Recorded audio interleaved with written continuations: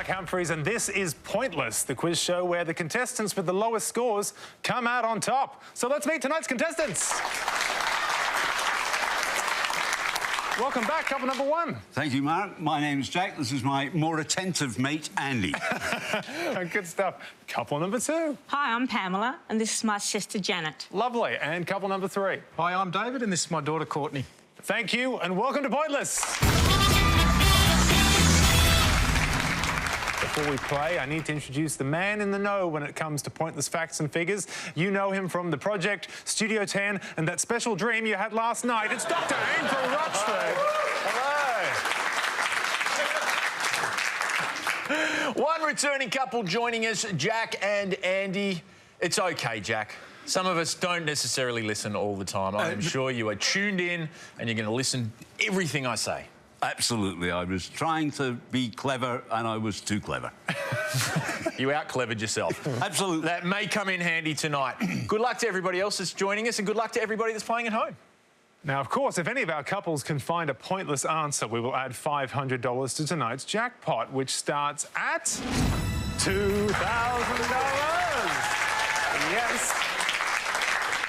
OK, let's get into the game. And remember, at the end of the round, the highest scoring couple will be eliminated.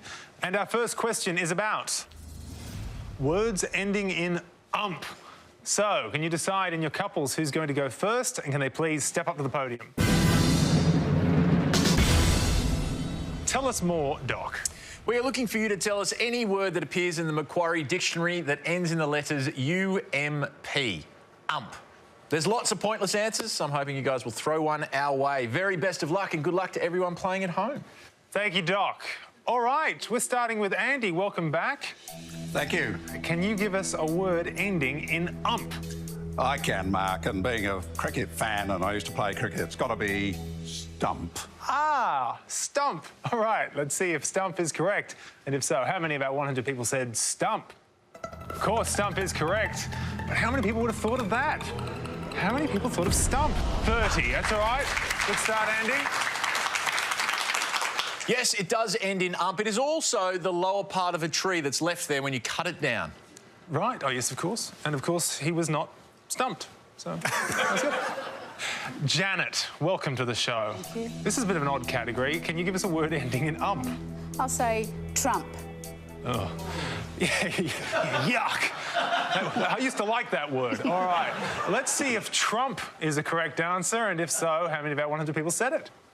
Of course, it was a word before it got ruined. So 47 people said Trump. Well done, Janet. Yeah, well played, Janet. Used to fire people on The Apprentice. Not sure what he's doing right now. Trump is to surpass by saying or doing something better. Slightly ironic, isn't it? He does it the best. All right, David, welcome to the show. Thank you. A word ending in ump, please. I'm going to go with a safe one and say rump. Rump. All right. Let's see if rump is correct. And how many people said rump? Rump, of course, is correct. Lowest score so far is 30. Can we get a go? Oh, no, 56. All right, well done, David. Yeah, the hind part of the body. Tastes great as a steak. Yuck. All right. So, we're halfway through round one. Now, we are coming back up the line. We are still looking for words that end with the letters UMP. Can the second players now take their place at the podium? Hello, Courtney. You've had some time to think about this category. Do you have a word for us? All I can come up with is lump.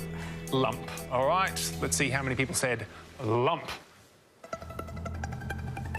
78. Quite a high scorer. OK. Yeah, it seems like lump is a popular UMP word. I've seen far too many of those in my medical career.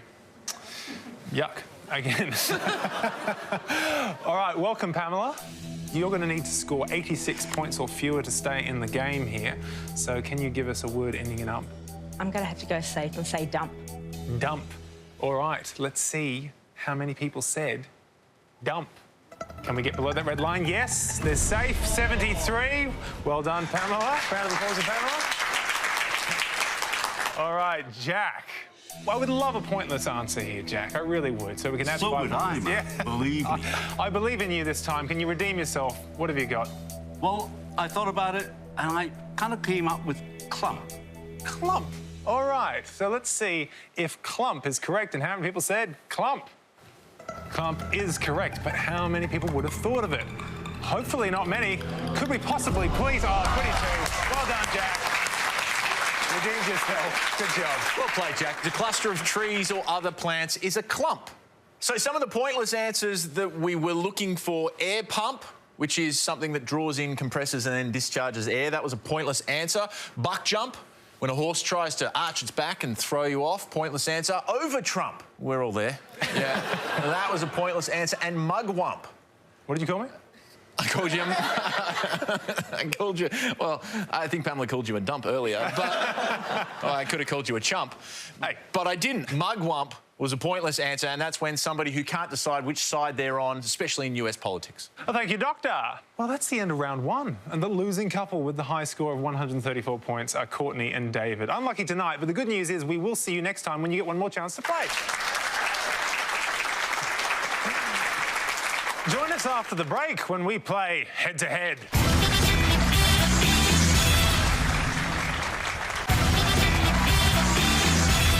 Welcome back to Pointless, where Andy and Jack and Pamela and Janet have made it through to our head-to-head round. Andy, you and your dog have appeared in an Oscar-winning movie. How did that happen? It's true, Mark. 1966, when I was years old, and I was walking the dog, and a guy came up and said, "We're looking for a dog just like that in a film." And the film was A Man for All Seasons, which won 8 Oscars. I feel like we're applauding you for the Oscars. I think we should. We've got an Oscar winner with us. Well done, Andy. Was it difficult to train your dog to do what the scene required? No, I had a sausage in my hand, and we had to run out of this old building. King Henry VIII had run out because he got angry with Thomas More because he wouldn't grant him a divorce. They weren't married themselves, you know. But sure. So I had a sausage in my hand, and the dog was running alongside, chasing the sausage. Yeah. Well, he wanted a divorce, which is why he spent so much time with a sausage in his hand. All right.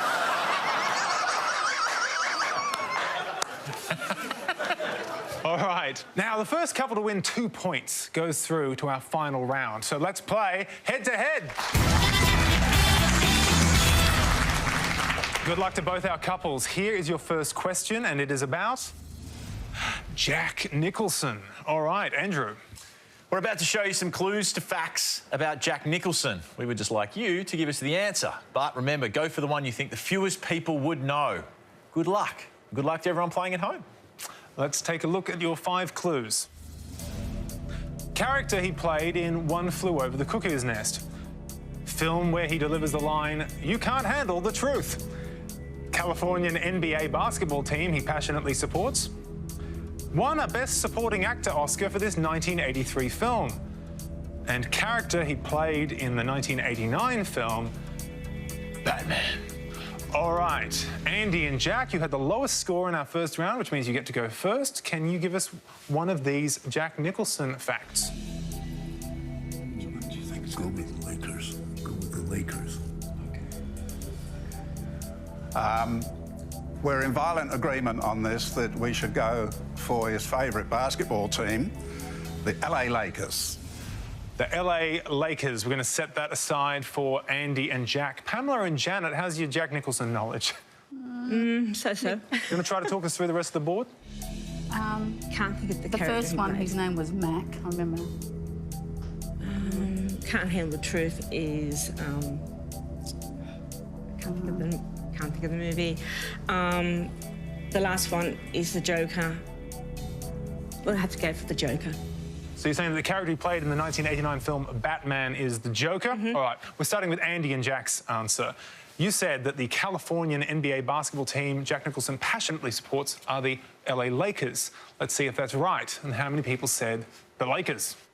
That is correct. He's often sitting in the front row. But how many people knew that? Oh, not many. Not many at all. Well done. 3 points. Great work, guys. All right, Pamela and Janet, you've got your work cut out for you here. You need to score 2 points or fewer. You said the character that he played in the 1989 film Batman was the Joker. So let's see if that's right and how many people said the Joker. The Joker is right, but are we going to get below that red line? Not to be. Well done, Andy and Jack. You've won the first point. Yeah, good start. Great answer, Andy. The LA Lakers, and I'm sure Jack Nicholson very happy. They just signed the greatest player in the world at the moment, LeBron James. Amazing. Number 2 there. You can't handle the truth is from A Few Good Men. Good answer there, 21. Up to the top. Janet, you were close. You said Mac. The character is called Randall McMurphy. Would have scored you 1 point. Originally, that character was played on Broadway by Kirk Douglas, who bought the rights to the screenplay, gave it to his son Michael, but by the time they came around to making the film, Kirk was too old to play that character, so Jack Nicholson got the role. And the best answer on the board was terms of endearment. Very well done. That was a pointless answer. He won his Oscar for that role. Well, thank you, Doc. Andy and Jack take the lead in our head-to-head round with 1 point. Can Pamela and Janet even the score? We'll find out after the break.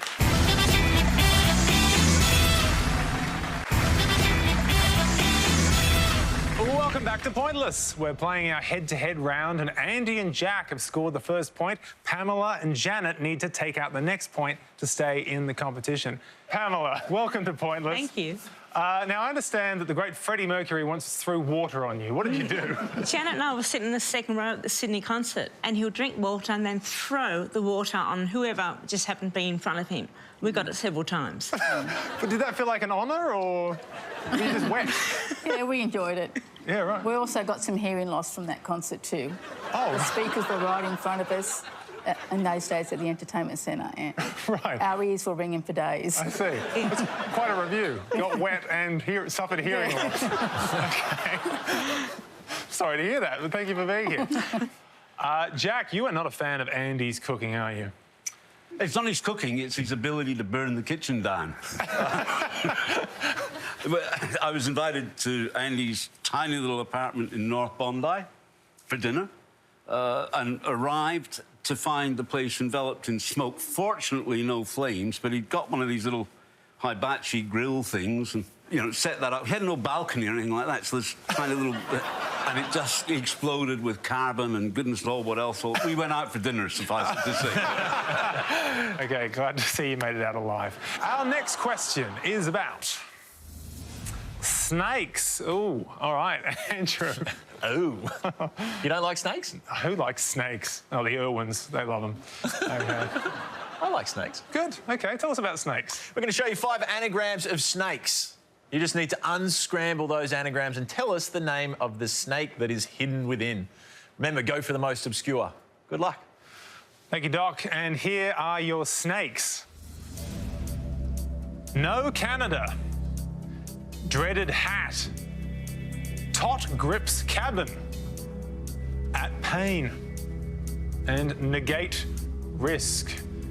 If you just joined us, those are anagrams. So, we're starting with Pamela and Janet. Are you able to unscramble any of these to create a snake? Do you think you see any? Taipan or something? Taipan? OK, we're going to go to the second last one, Taipan. OK, you're saying that at pain is Taipan, setting that aside for Pamela and Janet. Andy and Jack, are you able to solve a few more for us? Well, we've got Anaconda at the top. We've got Death Adder. Mark Twain. And I'm trying not to have a Hail Mary on negate risk, but would you agree that we'll go with the Death Adder? Death Adder, I think, is our answer. OK, so you're saying that dreaded hat is Death Adder. All right, we're going back to Pamela and Janet's answer first. They said that at pain is Taipan. Let's see if that's right and how many of our 100 people said it. Taipan is correct. How many people were able to unscramble that? 45. Well done, Pamela and Janet. Andy and Jack, there's some room for you here to take the point and the round. You need to score 44 points or fewer with your answer. You said dreaded hat is Death Adder. So let's see if Death Adder is correct, and if so, how many people said it? It is correct. Can we get below that red line? They've done it. How low will they go, though? Very low, 13. Well done, Andy and Jack, you've won the point and the round. Good unscrambling there, Andy and Jack. Death Adder. Yeah, that is native to Australia, and the anti-venom was developed in 1958. Wouldn't you hate to have been bitten in 1957? Yeah, that would have sucked. Moving up to the top there, you guys rightly pointed out, that is Anaconda, and that would have scored you 38 if you'd said that at home. Your nickname? Yes, it is. But why? Because I can unhinge my jaw and eat an entire goat. Exactly. That's it. See? Clean. To the bottom there, that is a tiger snake. Scored you 8 points, but the one that we really wanted everyone to go for was the spitting cobra. Would have scored you 0, a pointless answer. They are very accurate when they're spitting. They hardly ever miss, which is unfortunate. Yeah, sure. All right. Great work, Andy and Jack. You've won 2 points, which puts you through to our final round. Janet and Pamela, you didn't make it through this time, but the good news is we will be seeing you next time when you get the chance to play again.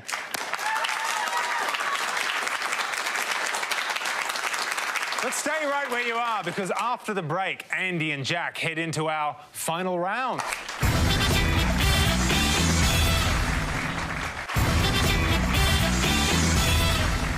Welcome back to Pointless, where we're in the final round and Andy and Jack are the last couple standing, and they'll be leaving here with our highly coveted Pointless trophy. Time to find out whether they'll also be walking away with tonight's jackpot, which stands at $2,000. Yeah.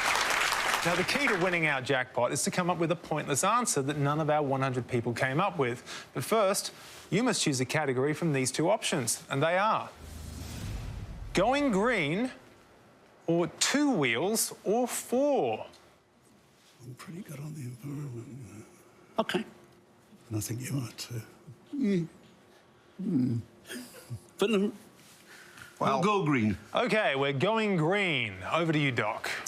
OK, the first subcategory here is Top 40 Singles by Green Day. Here we are looking for you to name any singles by Green Day that have made it into the top 40 Australian charts as judged by ARIA up until July 2018. And the second category is Australian Greens Senators. Here we are after the name of anybody that has represented the Australian Greens Party as a member of the Federal Senate. Very best of luck. Thank you, Doc. Now, you have 30 seconds to come up with your 2 best answers, and all you need to win the jackpot of $2,000 is for just one of those answers to be pointless. So let's put 30 seconds on the clock. And your time starts now. I think we've got to go. I know nothing about Green Day. All right. The Senators. OK, so we've got Peter Garrett. We've got Bob Brown. No, Peter Garrett was Labour. I think he was Green before he was Labour. Don't you remember Hawkey convinced him to go Well, for that's Green also Day? true. Bob Brown. And probably 10 seconds. Natala, who's currently the leader. And I'd say let's go Bob Brown. Time is up. Let's get your 2 answers, and please let us know the category those answers relate to. OK, Sligo. Yeah. No, nothing about Green Day, the band, so we're going to get both of our answers in Australian Greens Senators, which is Bob Brown and Peter Garrett. Yes, your facial reaction to the Green Day reveal is going to be a great gif. OK. All right, so we're saying as Australian Greens Senators Bob Brown and Peter Garrett. Let's put those answers up on the board. All right, $2,000. If you get to take that home, what would you guys do with it? Well, personally, I'd buy a few more bottles of malt whiskey that I haven't tried. OK, sure. And Andy? I think a holiday in beautiful Fiji with my wife would be just fantastic. Oh, that's lovely. OK, good stuff. All right, well, let's find out if we can make dreams come true. The first answer that you gave as an Australian Greens Senator is Bob Brown. So, for $2,000, let's see if Bob Brown is a pointless answer. Bob Brown is a correct answer. But did none of our 100 people come up with Bob Brown? We're heading down. We're getting quite low here. Oh my gosh, how low? Oh, 14. That's right. Good results. And you've still got 1 answer left on the board. Still 1 more chance to win. You've said that Peter Garrett is an Australian Greens Senator. So, for $2,000, is Peter Garrett Pointless answer. It's incorrect. Sorry, guys. Yeah, unlucky there, guys. Sometimes it gets a bit confusing with Peter Garrett because he was the president of the Australian Conservation Foundation before he then went into Parliament in the lower house as a member for Labor, and he had also, part of his portfolio was to be the Minister for the Environment and Heritage, as well as the Arts. So yes, somebody who definitely has a green tinge to him, but he wasn't part of the Greens party. Some of the people you also mentioned, Richard Di Natale, yes, he is part of the Greens party, but that would have scored you 9 points. Some of the pointless answers we were looking for, Andrew Bartlett was elected to the Senate in 2017. Janet Rice and Joe Valentine were also pointless answers. Very well done if you said those at home. And if you want to find out how you went, just log on to 10Play. All the answers for this final round will be there. Well played, guys. Thank you, Doc. Andy and Jack, you played like champions but couldn't pull off a win in the final round, which means that our jackpot rolls over the next show when we will be playing for $4,000. So, join us next time for Pointless, but for now, it's goodbye from Doc. Goodbye. And it's goodbye from me. Goodbye.